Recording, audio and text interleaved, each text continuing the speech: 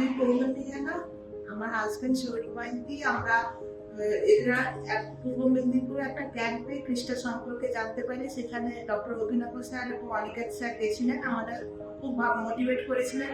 আমরা 10 বছরের উপরে বিবাহিত জীবনে অনেকবার অনেক জায়গায় ডক্টর দেখিয়েছি। আগে 2বার আইভিএফ করিয়েছি, 2বার আইভিএফ ফেলিও।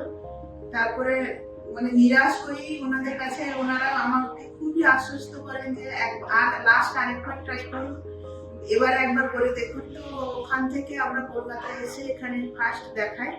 এটা হচ্ছে 2025-এর মার্চ মাসের দিকে ওনার আন্ডারে আমরা আইভিএফ করাই। এবং তারপরে অনেক প্রসেস, অনেক মানে উঁচু নিচুর মধ্যে অনেক আমরা মাঝখানে ব্লিডিং হয়।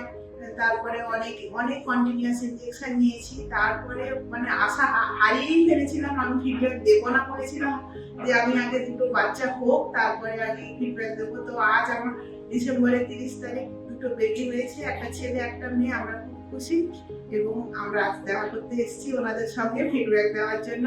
এনাদের সব পরিষেবা বা প্রত্যেকের ব্যবহার এবং সবকিছু খুবই ভালো, আমি খুবই স্যাটিসফাইড।